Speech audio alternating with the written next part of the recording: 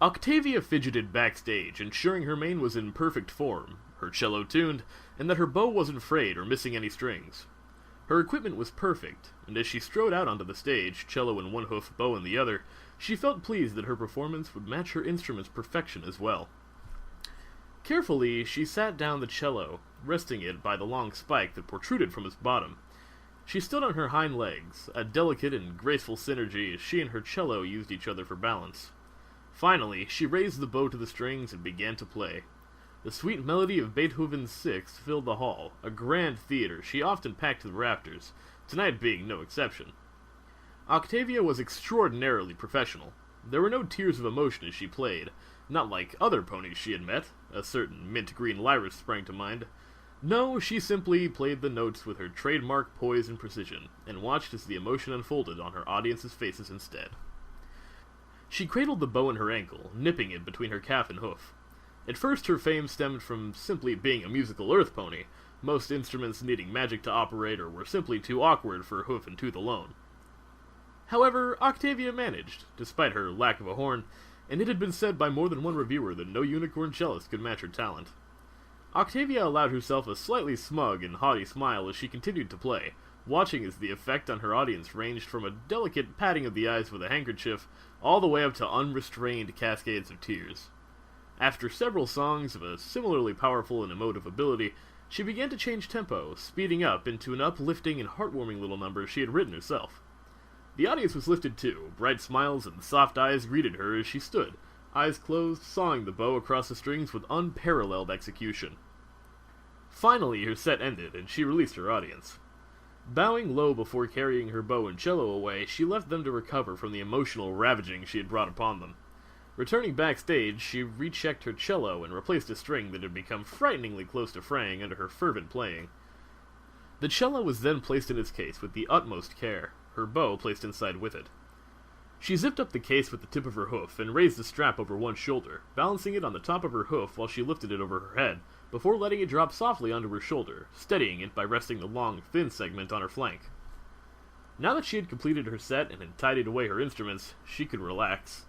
Octavia always liked a light drink after a performance. Not anything uncouth like a pint of Jaeger, oh no, she was no drunkard. Octavia's tastes were more refined, naturally. She preferred the smoky taste of a good whiskey, her absolute favorite being the oaky tones of the Jura whiskey, distilled and brewed on an island just off the shore of Clydesdale. No ice to bruise the flavor, no, quite frankly, idiotic garnishes like limes or lemons to pollute its purity. No, Octavia enjoyed the taste on its own merits, and drank it straight, as she felt it deserved. However, upon meeting the familiar blue-coated Barmare, she realized that something was not quite right.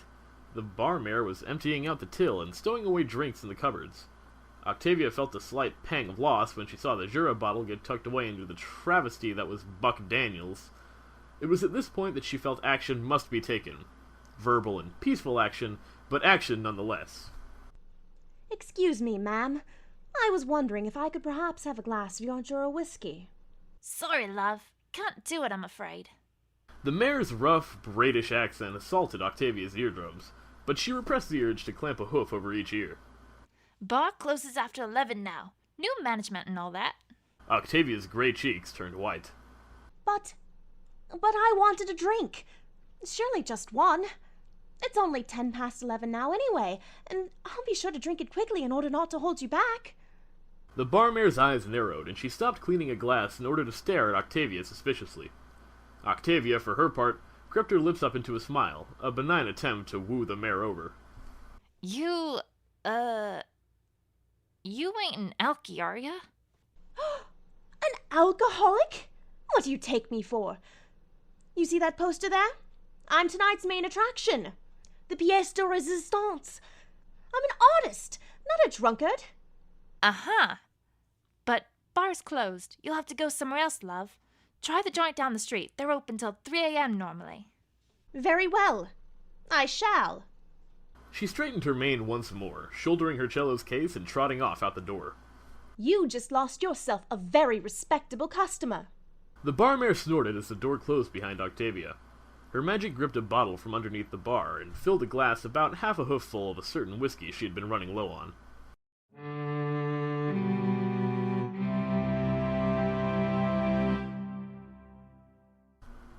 The dull thud of the bass reminded Octavia of a pilohopus banging rocks together and probably carried the same caliber of musical talent with it. She spotted a young colt pointing a hoof at her as she waited outside, his friends chuckling amongst themselves. They had absolutely no chance of being let in. Manes spiked with gel, hooves shod with trainers, and dressed in trashy tracksuits that Octavia imagined must be really hip with these types of vagrants. Octavia herself, on the other hoof, had no issues with entry. She casually trotted to the bouncers attending the door, smiling and bowing her head slightly. She raised the cello case and nodded at the doorway, and the bouncers parted. It crossed her mind that the bouncers must have assumed she was part of the music setup, but hadn't realized there was no orchestral involvement in the thudding bass she could hear. She managed one last glance, punctuated with a haughty smile at the little rodent colt, whose jaw was parted wide with shock. The sight only stretched her smile further as she entered into the club. Although, in hindsight, she was glad the gangster pony days had ended. If this club allowed any pony with a violin case to trot right in, it couldn't have been safe otherwise. She navigated her way through the narrow corridor leading from the entrance, delicately stepping over an inebriated and possibly unconscious filly before entering into the club proper. The pulse of the strobe lights she had anticipated almost blinded her, like a flashbang spell. She barely managed to stop herself toppling over onto a couple sitting near the door, who were similarly paralytic. She righted herself, her eyes rapidly trying to get up to speed with the situation and clarify things for her. Both sound and vision were assaulted with rhythmic booms. Flares of light and heavy thuds attacked Octavia. She just came here for a drink. Order one, pay the bill, and sit in a corner as far from the subwoofers as possible. She ignored the spiky-maned colts who were, despite the age restriction and looking like they'd barely earned their cutie marks, heading up the entrance corridor behind her. Their catcalls were devoured in the music as she pushed through the crowd to the bar. So after a fervent hoofful of minutes spent yelling over the bass, Octavia found herself sitting in an unoccupied corner sipping a glass of Buck Daniels and cursing the lack of any class in this place. The Barcolt had looked at her and implied, "Classy filly like you drink pina coladas, right?" Octavia's shocked expression must have told him all he needed to know. That he'd believe she'd drink that trampony's urine disguised as foal's orange juice was beyond her. He apologetically offered her the Buck Daniels on the house, it being the only whiskey he stocked, and Octavia felt it barely qualified, and she took her leave with a polite but sharp thank you. Octavia now found most of her glaring directed at the DJ pony that coordinated the attacks on her eardrums. The bassy undertones were cut up with an overtone of electro-magical music. The sort of tinny, strange noises no instrument could make, and no sane pony would want to hear, Octavia felt. She bitterly swilled a sip of the vulgar whiskey pass-off. Once more, she felt the night wasn't turning out how she wanted. What she had wanted was a quiet, wind-down session with some tasteful alcohol and silence. She got cheap pig swill and ear-invasive thuds. She directed her irritation at the music. It was a screeching mass of magical tones and notes. It had no class, no refinement, no skill at all. Though that being the case, why was her hind leg bobbing in time with the beats? She suppressed the treacherous limb and instead focused her attention on the DJ pony creating the noise. Her shimmering white coat, the crude blue mane streaked with electric blue, the eyes hidden away behind the lustrous purple shades. Her head bobbed in time with the music she created, hooves working a frenzy on the tape decks as her mane whipped back and forth with her head. Octavia assumed she compensated for lack of precision with speed and pure volume. A pair of mares caught her attention a table over. One was an exuberant pink filly with candy floss-like hair, the other an irritated sky-blue Pegasus punctuated by her rainbow mane and tail.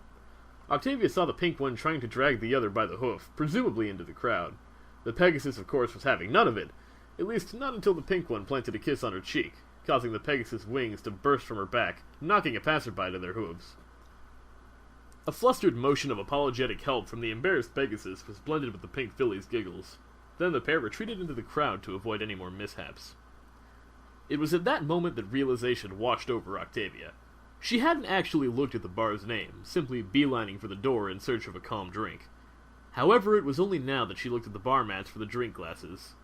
Filly fools. How quaint. Well, Octavia would do her best to get her drinks and leave before anything like that happened. She was a modern pony and had no issue with it. Unless a pony hoped it involved her, then she would happily evade any attempts. She turned her irritated and flustered attention to the DJ once more. It was then she noticed the glasses turned toward her mid-headbang. A glow of white magic enveloped them, and Octavia saw a flicker of red behind the purple glass as she lowered them. A grin opened up on the DJ's face, and the glasses were once more lifted to cover her eyes, her head banging now only matched by the riot that had enveloped in the crowd. Octavia noticed the security guards were making no attempts to restrain the rowdy audience. Typical. The look in the pony's eyes intrigued Octavia. She had expected, if anything, contempt from the younger, trendier mare playing the decks. However, Octavia wasn't entirely sure contempt was what the eyes were trying to convey.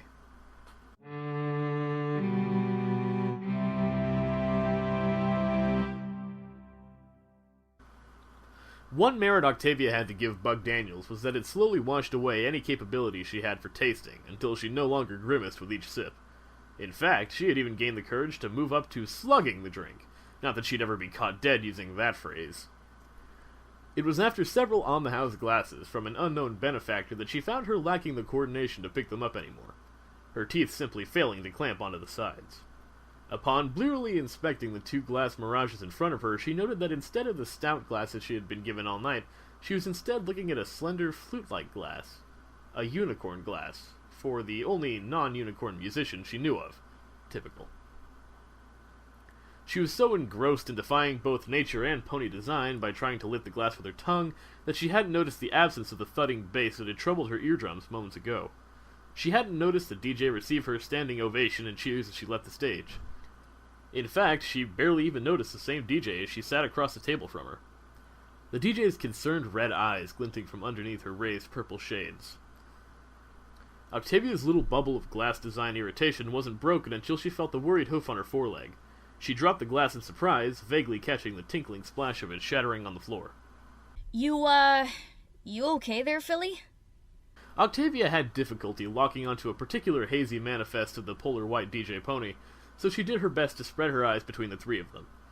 For Vinyl's part, Octavia looked very similar to a Ponyville male mare she had seen on the news.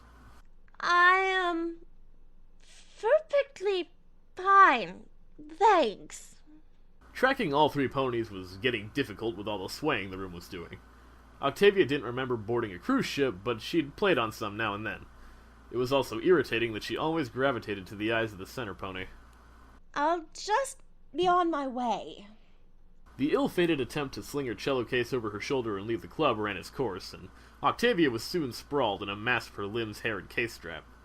Vinyl couldn't help but smile at the inebriated mare, and bent down to untangle her from herself. Something tells me you'll have a little trouble getting home tonight. Where do you live? A foreleg broke free from the mass, pointing roughly to its left. That way... ish. Yeah, I think I'll have trouble finding it then. Come here. Vinyl slid her legs under Octavia's body, pulling her to her hooves. I'll help you home. You look like you won't hold a long journey, but my place isn't far, only a block or two. Her swaying motions had the obvious effect, and Vinyl leaned out of her way as she heaved the sautéed daisy she's had of her supper over the floor. Both ponies gingerly stepped around it, Vinyl shooting an apologetic smile to the bartender, who, despite having a broom handle between his teeth, still managed to control enough of his face to look thoroughly pissed off. A shrug was all Vinyl could offer on top of it as she left, struggling to deal with the now barely conscious filly that was draped over her shoulder. True to her word, the journey was short. Carrying Octavia up the stairs was no mean feat. She looked light and sprightly, but she seemed to have lead for a skeleton. Vinyl barely managed to drag her into the bed, and throw the covers over her, before she wandered off for a much-needed cup of coffee. The mare had no contact numbers in her cello case, so Vinyl was at a loss until she got the alcohol out of her system.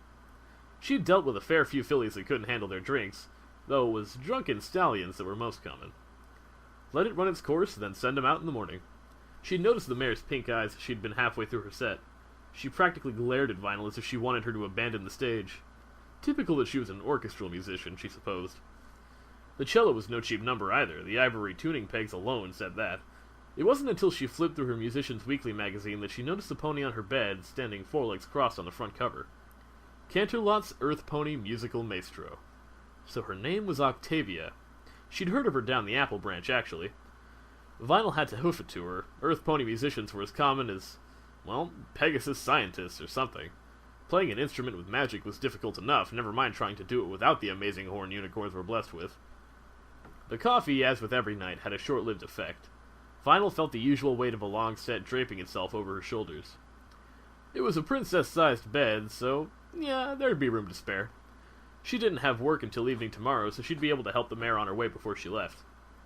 She tip-hoofed around the bed, being careful not to wake the gray pony as she slipped onto the bed next to her, still giving a good pony's worth of room between them. She slipped her shades onto the bedside cabinet and turned towards the mare, noting the almost graceful way her mane spread across the pillow as she lay. The delicate lightness of her breathing, the little smile that curved across her muzzle, a little giggle in a drunkard's dream. She had to admit, for an unconscious, drunk pony, she pulled off the look very well. Vinyl turned away from her, closing her eyes and drifting off to a well-earned sleep.